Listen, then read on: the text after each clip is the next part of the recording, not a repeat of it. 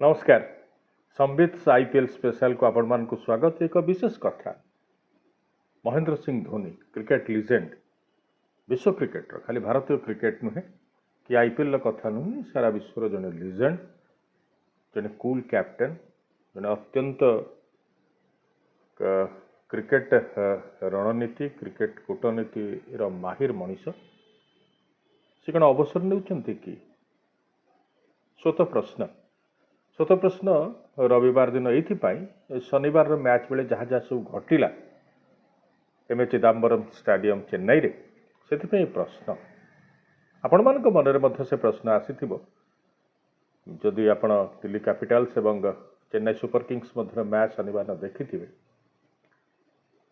Match पराजित है लगातार तृतीय मैच तेणु आप कहे हाँ मैच पराजित है से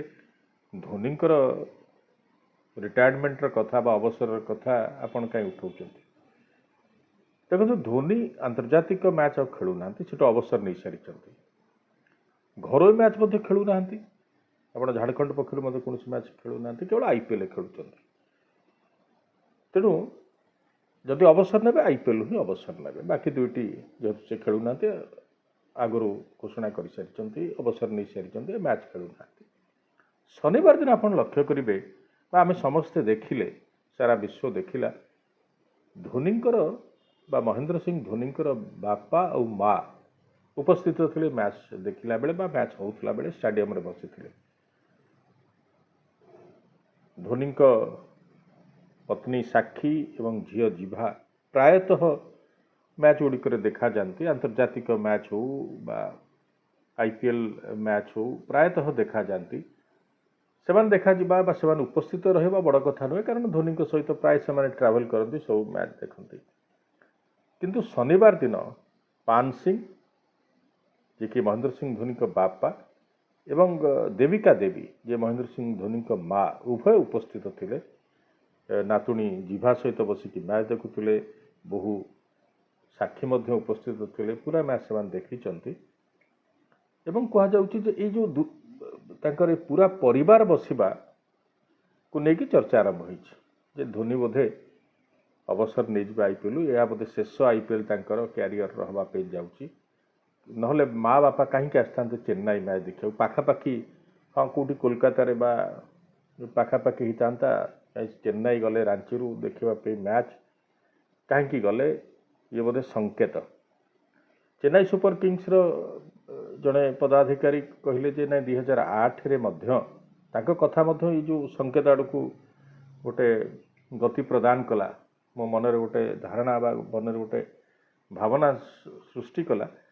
2008 प्रथम वर्ष आईपीएल सेतेबेले पान सिंह एवं देविका देवी उभय उपस्थित थे माहींकर महेंद्र सिंह धोनीकर खेल देखा सकाशे चेन्नई रो मैच देखा सकाशे 2008 एवं 2025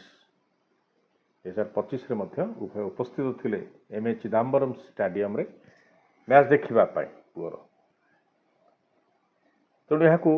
संजोग बा जदि आप नेबे गोटे धारे पकेबे आरंभ देखी हे तो शेष देखुंट एमती एक धारणा सृष्टि है आ शनिवार दिन मैच हारीगला लगातार तृतीय पराजय अष्टम स्थान रे 10टी दल को नहीं मैच अनुष्ठित होता बेले अष्टम स्थान रे एवं Chennai super Kings 26 ball 30 run करते महेंद्र सिंह धोनी किंतु से जो पुराना धोनी से जो पुराना माही से जो प्रभावी बैटर से जो जेकोसी बोलिंग को प्रतिहत करदेवार जो क्षमताधारी आम देखी एत वर्ष से किंतु सेमती मन ही नथिले शनिवार दिन दल जीति पारला ना 25 रन रे पछुआ रही हारीगला दीर्घ 15 वर्ष पर दिल्ली चेन्नई दुर्ग को भांगीदेला चेन्नई गढ़ केएल राहुल बढ़िया बैटिंग सबू भितर किंतु महेंद्र सिंह धोनी दल को न जीते पारिबा विजय शंकर आ बैटिंग कला बेले हुए तो गोटे से मन होता किंतु विजय शंकर को पछुआड़ टाइमिंग है धोनी से प्रखरता बैटिंग रे देखिबार पाइलु नहीं निहाती छक्का चौका मारिकी जिते दौले हो पारला नहीं 7 नंबर बैटिंग करने को आसी 9 ନମ୍ବରରେ ବ୍ୟାଟିଂ କରିବାକୁ ଯାଇଥିଲେ ରୟାଲ ଚ୍ୟାଲେଞ୍ଜର୍ସ ବାଙ୍ଗାଲୋର ବିପକ୍ଷ ମ୍ୟାଚ୍ରେ ଗତ ଶନିବାରରେ, ତା ପୂର୍ବ ସପ୍ତାହର ଶନିବାର, ଯେଉଁଠି ବହୁତ ତାଙ୍କୁ ସମାଲୋଚନା କରାଯାଇଥିଲା। 77 ନମ୍ବରରେ ଆସିଲେ ଏଇ ଶନିବାର ଗତକାଲି, କିନ୍ତୁ ଦଳକୁ ଜିତାଇ ପାରିଲେ ନାହିଁ। ଦଳ ପରାଜିତ ହେଲା। ଏବେ 8ମ ସ୍ଥାନରେ ରହିଛି। ଧୋନିଙ୍କ ପିତାମାତା ସେ ମ୍ୟାଚ୍ ଦେଖିବାକୁ ଆସିବା, ଇଏ ଏକ ପ୍ରକାର ସଂକେତ ଯେ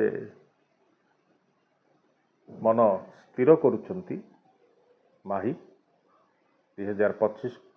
IPL ସହ ଅଲବିଦା କରିବେ ଖେଳାଳି ଭାବରେ IPLର। କିନ୍ତୁ ସେଇ ଶନିବାର ଦିନ ମ୍ୟାଚ୍ ପରେ ଦଳର ମୁଖ୍ୟ କୋଚ୍ ଷ୍ଟିଫେନ୍ ଫ୍ଲେମିଂ ଆସିକରି କହିଲେ ଯେ ନାଇଁ ମୁଁ ଜାଣିନାହିଁ। ଏକ ପ୍ରକାର କହିଛନ୍ତି ନାଇଁ ସେ ବହୁତ ଇଜ୍ ଗୋଇଂ ଷ୍ଟ୍ରଙ୍ଗ, ସେ ଭଲ ଅଛି, ସବୁଥିରେ ସେ ପାର୍ଟିସିପେଟ୍ କରୁଛନ୍ତି, ସେ ଆମର ସଶକ୍ତ ଖେଳାଳି, ସେ ଆମର ମୂଳ, ଏସବୁ କଥା କହିଲେ। କିନ୍ତୁ ତା ଭିତରେ ମଧ୍ୟ ଗୋଟିଏ ବାକ୍ୟ କହିଲେ ଯେ ଏ ଅବସର କଥା ମୁଁ ତ କାହିଁ ଜାଣିନାହିଁ, ଆମର ଏ ବିଷୟରେ ଚର୍ଚ୍ଚା ହେଇନାହିଁ। ମୁଁ ଜାଣିନାହିଁ କହିବା ଏବଂ ମନା କରିବା ସଫା, ଏ ଦୁଇଟି ଅଲଗା ଜିନିଷ। ସେ ସଫା ମନା କରିନାହାନ୍ତି ଷ୍ଟିଫେନ୍ ଫ୍ଲେମିଂ। ସେ ଚତୁରତାର ସହ କହିଛନ୍ତି ମୁଁ ଜାଣେ ନାହିଁ ଯେ ଧୋନି